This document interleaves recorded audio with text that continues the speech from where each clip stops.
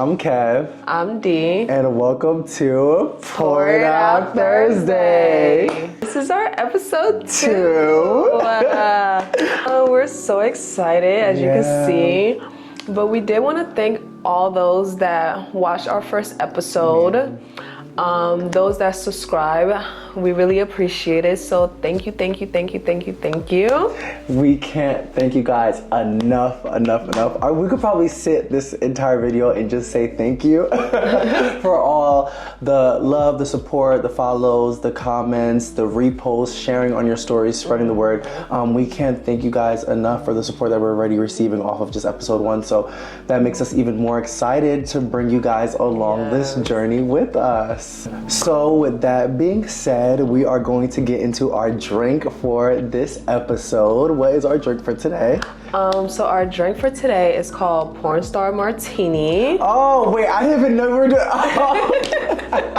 You know I love a Porn Star Martini. What? I didn't even know. Yeah. Let's get into it. All right, y'all. Let's get into making this drink. So for this recipe, we're using vanilla vodka. Y'all know, 2 ounces. But I'm making double of everything. 1 ounce of passion fruit liqueur. Since it's 1 ounce, I'm gonna just do 2 ounces since it's 2 people. 1 ounce of lime juice. Once again, because it's 2 people.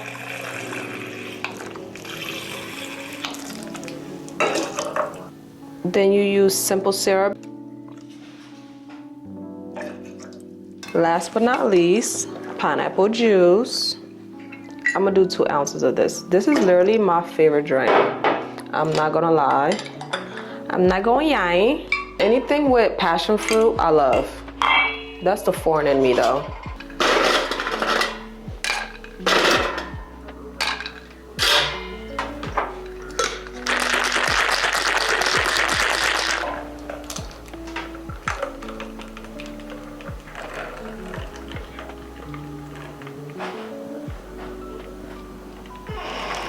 Ooh.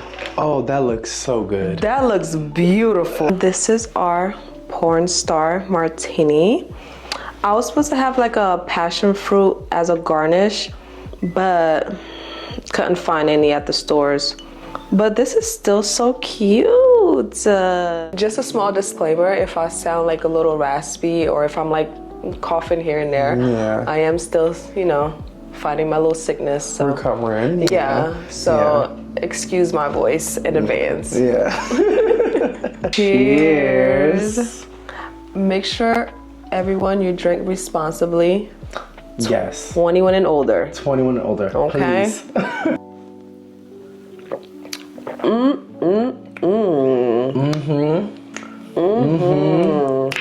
Y'all, let me tell y'all, I love me a Porn Star Martini. I think it's the right amount of everything. Yes. The liquor is not too strong. Yeah. Very good. I love the hint of pineapple. Oh, yes. Yeah, that hint of pineapple. That is true. Really good. Yeah. What would you rate it? What's your rate? 1 to 10. I don't want to go for 10 already. I don't want to go for 10. I don't know if that's the drink for us to already do 10. But it's up there. It's up there. I would probably get it 8.79. Yeah, I'll give it a 9. Yeah, I give it a 9. 8.59. Yeah. Yeah, 8.59. Yeah. I really don't have no complaints. That's the thing. But this is just not a drink for a whole 10 yet. Yeah. I don't want to just. Our second episode's already at 10. Yeah, they're gonna be like, oh, they don't know what they're saying. All right, y'all. So.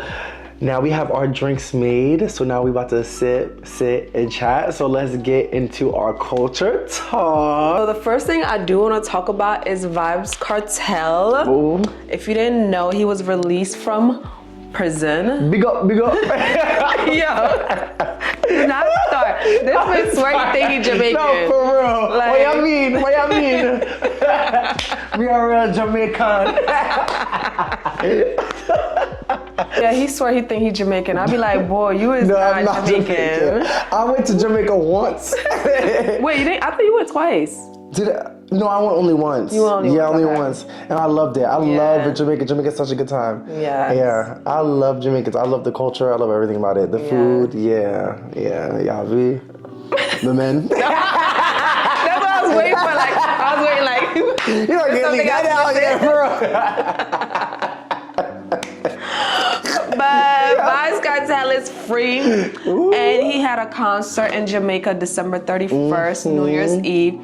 I really, really, really, really wanted to go. But because I was coming from Ghana the same month, I was like, that's a little too much. Were expensive. Yeah, depending if you wanted to sit, Yeah, depending where you wanted to sit, yeah. But I just thought, I just want to say, if you aren't real Jamaican and you went to that concert, I know y'all was fucking lost. Yeah. I'm sorry. Gosh. I know y'all was lost because them niggas was really talking in their tongue.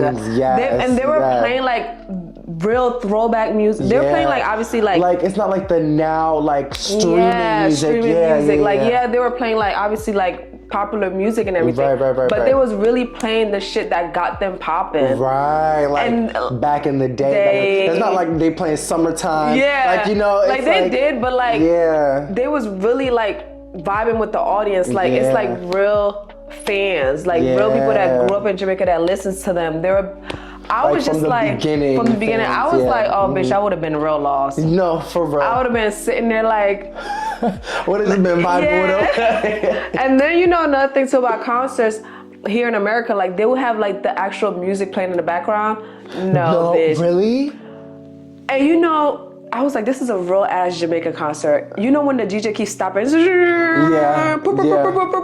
They kept doing it. I was like, yo, my gosh. this is Jamaican as hell. But it looked mad fun though. I was just saying, like, I wish like I really understood patois. Yeah. Oh, I always wished. Like I grew up around Jamaicans. I could understand a little bit, but like when they really get into their tongue, it is. It's not like you really don't understand. If they don't want you to understand, you're not gonna understand. You're not gonna understand it. Yeah. I speak fake patois. Yeah, feel me? All right, let me stop. I really do wish I could speak patois. I really do, for real. Like, I really do. But yeah, Spice came out.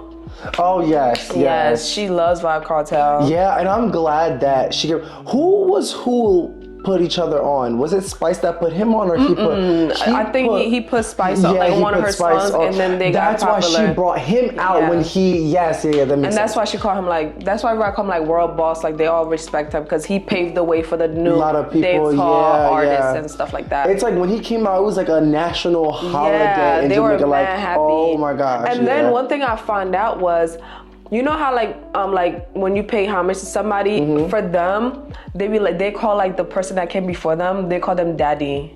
Oh really? Yeah, or father. Oh wow. So the whole time, every artist that kept coming on the stage, they'd be like, thank you daddy, thank you father. Wow. And I was like, wow. And then I learned that's how they pay homage. Yeah. And I was okay. Speaking of celebrities, Dreamdoll recently posted her maternity photo shoot, and to me, I feel like when we get into the subject of like maternity photo shoots and, you know, baby showers, etc., I feel like all of it is supposed to be like positive and beautiful, but for some reason there was just such an uproar when it came to Dreamdoll making that post. And I think one of the main comments that I was seeing throughout socials were people asking, where's the man figure when it came to the maternity photo shoot. And I feel like we live in a time today that if like a woman, she's pregnant, she's having a maternity photo shoot and there's no man present, everybody obviously thinks the worst case scenario. And and to me, I mean, I feel like 9 out of 10, most of the case that is the case, 9 out of 10. But also I feel like I also hate it because it takes away from the beautiful moment, because you know a life is like, you know, a child is coming into the world. I feel like let's not take away too much light off of that. But it's like we live in a world today where people focus so much on the negative, try to be in your business. They be like, where's the father? Yeah, where's the father? Like they automatically have their little think pieces. You know what I'm saying? And it was a cute video though. It was cute. I think it was really cute. It was really cute. To me, I always think about it from a stance of like when she was getting ready to make that post, did she think about like, I can only imagine like the negative like that's backlash that's gonna like come from it. That's why like, she didn't post it sooner, because she's showing. Right, because it's like, you can only imagine like her being a socialite. Like, I'm pretty sure she's thinking in her head, like, yo, once they don't see a man figure, they're gonna be acting like, who's daddy, who's daddy, who's daddy, trying who's to like daddy? be detective. Yeah, online. exactly. Yeah. I feel like we live in a time today where like single moms are, I wouldn't necessarily say becoming the norm, but it's not like a shock factor. It's really not. Yeah, it's really not like a shock factor anymore. Okay, another it's one. like, it's like oh, okay, like you know what I'm saying? So it's like, if you like, I'm like seeing that, like I didn't automatically think like, okay, where's the father? Because it's like, we live in a time today where like, I'm not gonna lie, when I see like a woman post a maternity shoot with a man, I'd be like, that's when I get like, that's when I really look into it. Like, wow, I forgot it's supposed to be a man behind you. It's like, I think we've been so used to having like seeing people with maternity photo shoots, and it's usually just the woman. You know what I'm saying? So it's like, it's not like a shock factor when it's like there's no man present, whatever the case may be. But I mean, I wish her well. And that baby gonna be cute, because Dreamdoll is so pretty. Yeah, the baby's gonna be beautiful, and I hope that baby has beautiful life, health, all of that. So I mean, shout out to her for real, and whatever she's getting thrown at, because I know that girl is getting backlash, and if the Shade Room posted it, baby, listen. You know, everybody. Shade Room is like literally a bully. I'm sorry. No, it's like, I think for them, they have tactics that they purposely like use to, you know, to be able to get that kind of engagement. Like, it's kind of clickbait that they use, and it's always in a negative stance. You know what I'm saying? They won't ever post something to benefit you. It's more so to get that trash talk, etc. As you know, I am not a fan of the Shade Room. I'm not a fan of Shade Room. I had to stop. Well, I never followed them, but I stopped even going on their page. Yeah, going on their page from time to time, because it's like, you're not even really getting real news a lot of the time. But with that being said, shout out to you, girl, because one thing about it is, having a kid is no joke. Yeah. It is no joke. It is no game. And we're talking like we know. Yeah, we talking like we got 3 kids, you know. We done this before. It's like, no. No, but one thing about it's not easy. Yeah, it is not easy. So I always give it up for the women that are out there, the single moms that are out there that are doing their thing and that are doing the job of 2. So shout out to all the single mothers out there. Shout out to y'all. Yeah, shout out to y'all. To go into the next topic, I don't want to say broken homes, but here I can. Yes, oh my goodness. I'm like, what the hell? That is like, crazy. if you grew up with Diarra and Ken, they were like a big YouTube couple. Yeah. And when they broke up, like, all their followers, because I was one, like, I'm sorry, I used to watch them down. Yeah. I was heartbroken. I felt like I was going through a divorce. That was like my first divorce. I'm like, oh my God, like, felt like that. I'm like, do I watch her? Do I watch him? Like, I was like, I'm not watching neither. And it just felt, at first it just felt weird, because it's like, wow, they're really broken up. Like, but I like how they did it, because I'm like, all right, they're not speaking negatively about one another. They're just with their separate ways. Diarra kept doing her thing. Ken didn't really go on social media.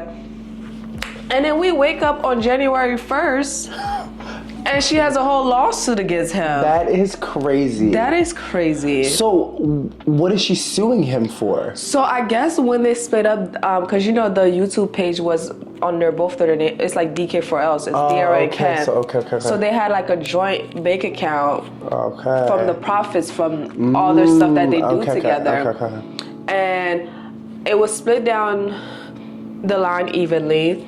Ken got 2 something, she got 2 something. And I think they had like about like 80 left in the account to pay like workers or any bills that might come up or anything. Yeah.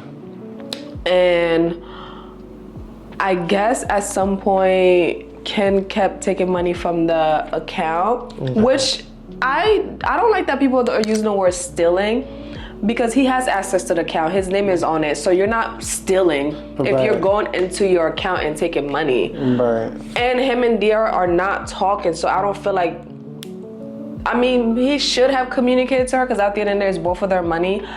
But anyways, I just didn't like the word stealing. He was wrong. I feel like the way he went about it was a little wrong, but I don't like the word stealing, because he has access to the account. But I guess he was taking money from the account a little bit. And then when Diarra realized like a year later, he said that, like, I guess he was going through some stuff but he was gonna pay the account back.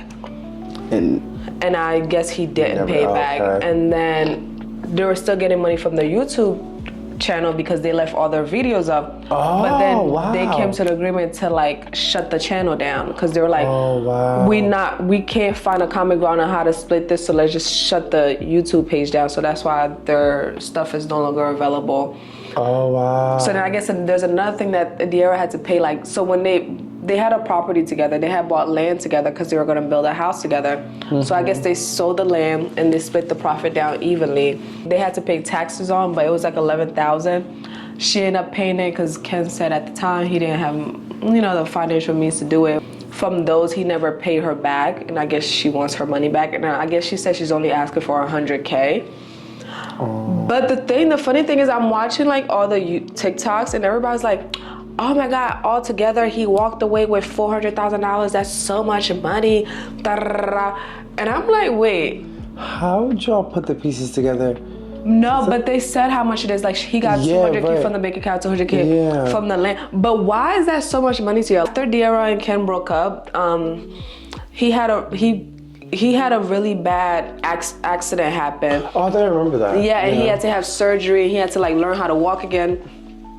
Do people not know how much hospital bills are? Yeah. And I'm not saying he's right, but I'm just saying like $400K could go in the blink of an eye if something for real happens in your life. Only income was YouTube. Yeah. So like, it's not like he got like, oh yeah, I'm about to go clock in and I have consistent income coming in, and now you're not even working because you're literally he almost died, so he's recovering, so he's not doing YouTube, he's recovering because he's worried about his health, so he's probably paying hella hospital bills, probably has to pay for rehab to learn how to walk everything again. So like that chump change, that shit, I'm pretty sure that shit was gone. But then the thing Diera is saying is, because he kept saying that he didn't have money, but she kept seeing him taking trips, still living his lavish lifestyle. So she's like, okay, bitch, you taking trips to Dubai and you doing all this, but you crying you don't got money. Yeah. So I get her point on that. Yeah. I was like left field. I did not see that coming at all. I don't think anybody saw that coming for them specifically. Yeah. As you guys know, it is now 2025. I feel like I do the same thing every year. I typically go to church on New Year's Eve to bring in the new year. Usually at church till 12:31, and then I usually go home and get drunk with my family. That's usually what I do. I've never been a person to like go outside for New Year's. I never really go out on New Year's Eve. It's usually just church, and then I'm with my family after. My New Year's Eve, I spent it in bed fucking sick. You was fighting for your life. I was literally fighting for my life. For her life. I was literally fighting for her life. I've been sick for like 3 weeks, y'all, but like that last week, I went to work that Monday. I was like, yo, I don't feel good. But I was like, yo, if I call out one more time, my manager's gonna be like, all right, girl. Like, she's gonna think like I'm lying at this point. So I was like, so I went to work, but I was sick. I was coughing all day at work. I was like, what the hell? So then the next day was New Year's Eve. Did I go to work? Yeah, I went to work New Year's Eve. That day I was literally, that's the day it started hitting me. I was at work like dragging, like, bro, I just need to get home. Like, I remember I was supposed to go to your house. Yeah. So I was like, I'll let you know if I'm coming. As the hours went on, I kept getting worse enough. At one point I was just like in bed. I couldn't move. I was coughing for my life. I was hot, I was sweating. I'm just like, oh my God, I'm literally about to die. Yeah. Like, I'm literally about to fucking die. So then my boyfriend, poor him, he just came upstairs and we just laid in bed, and I just was, he fell asleep. Oh, really? Yeah, I just spent the night fighting for my life. Yeah. Sick as hell. What a way to start the year. Yeah. But I guess that was a way of God telling me to sit your ass down. Yeah. Because take a break, take a moment. Yeah. Before we even get into New Year resolutions, let me just tell y'all, I've never been a New Year, New Me type of bitch. I've just never been that. But for some reason with 2025, it just feels different. I really just don't know how to explain it. I feel like with 2025, I'm definitely walking in with a different kind of mindset. But I feel like with 2025, I don't know if it's because of what I went through in 2024, and let me tell y'all, 2024 drained me. 2024 dragged me. You couldn't pay me $1 million to repeat that. That 2024 really taught me, okay, some things gotta change. And I feel like that's what pushed the kind of mindset that I have for 2025. So what are some of the resolutions that you have for this new year? At the top of my list is consistency. Wow. Yeah. Wow. I'm like, whatever I'm doing, just be consistent. Like, wow, like even this week might be a bad week. Pick it up next week, stay consistent. And I've learned that when you're consistent, that's how you create discipline. Because it's easy to be like, oh yeah, I'm disciplined, but without consistency, you can't be disciplined. Wow. So that's literally the top of my list. To me, yeah. Be consistent. In gym, I want to be consistent. I don't want to keep falling off. I want to be consistent in that. Keep consistent in saving. Keep consistent in like my daily routine, my health. I really have to take my health serious this year. Yeah. I just want to be consistent in everything, and I feel like once I start that little routine, then my 2025 just gonna roll. It's gonna roll out. Yeah. I feel like for me, I don't necessarily have like a New Year resolution. I don't know, and this is just this one word that just been popping up in my head ever since. I just feel like this is gonna be a year of clarity. I feel like I told y'all 2024 was literal hell on earth, and I feel like it was one of those years that came with just so much confusion in different spaces in my life that I felt like there's a reason why I went through what I went through, because I feel like within 2025 there's just going to be so much clarity that's going to be brought to my attention, and I feel like what I went through, it was meant for that. I was meant for it. You know how they usually say one of those sayings where it's like you're one of God's strongest soldiers? Yeah. I'll be having to tell God, listen. I'll be having to tell God, I need you to get me out of the field now. Yeah. Like get me out of this field. Else? No, for real, take somebody else. Get me out of this field now. But when I realized with 2024, I did not know how strong I was mentally, emotionally, from the obstacles that I went through. So I just know that with 2025, God is going to reveal a lot to me and a lot of things that I went through in 2024 in different aspects in my life. And I don't feel like that's just for me only. I feel like that's for a lot of us. And I hope that it is, and I pray that it is for a lot of us, that we get clarity in this year. Yeah. I hope so too, y'all. Yeah, I need it too. Yeah, we need that clarity. I'm happy that we're starting this. Yeah. Because then like I'm excited about something. Right. Like I'm excited about building something and like seeing how it goes and putting all the work in and see what comes out of it. Yeah. So I'm just excited. And I love how you said that, because with, again, 2024 was absolute hell on earth. But he's like, I'm gonna get my point across. I'm gonna make sure y'all know, but I think one thing that I always want to get my point across is the fact that y'all do not know how many sessions of Pour It Out Thursdays that we had that literally saved me. I'm telling you this without like no joke, no lie. Like literally, if it wasn't for our Pour It Out sessions, I literally don't know where I would be mentally, emotionally, physically. Like I really don't know. Especially with the year that I had in 2024, it was really these sessions that really kept me pushing. Like words of encouragement that we gave to each other, or just the simple laughs that we had because we were just talking shit. You know what I'm saying? So I think, like you said, definitely starting off this year strong with doing this. I think it's just something to look forward to, and it's a passion that we're starting to see that we really have, like all the work and effort that we're putting into it. So I'm definitely excited for 2025. I feel like it's gonna be a good year. Yeah, and I hope in December when I come back to watch this video, I really hope I can stitch this and make another video to it. Yeah. That's like I'm ready to go into 2026. I'm ready to see, because I know. I just know it. Yes. I just know God. Like He's gonna make. He's gonna do His big one. He's gonna do His big one. And speaking of which, being in this space, I want you guys to know this and really be careful of the people that you're around and the energies you mix yourself into, because one thing I will say in 2025, this year alone, you have to make sure you are around people that are going to encourage you. You are around optimistic people that can dream big. If you are around people that are crushing your dreams, that are not believing in you, the negative Nancys, I'm telling you, remove them now. This is the year where you really need to find people that are going to uplift you and believe in you, even though that their eyes can't really see what you're saying, but that's the whole point of believing. You know what I'm saying? That although your eyes are not really seeing it, but the fact that you have that faith and you believe it. So that's one thing that I really will say is making sure that you have those friends that, you know, speak it into existence for you, speak on your behalf, pray on your behalf. You know what I'm saying? Yeah. Yeah, you know, gotta get that point across. Child, I've done experience a couple people. All right, you guys, that's all we have for episode 2. Thank you for tuning in. Definitely look out for episode 3. We post every Thursday. Yes. Obviously, hence Pour It Out Thursday. That's all. Yeah. Thank you for watching Pour It Out Thursday. Cheers.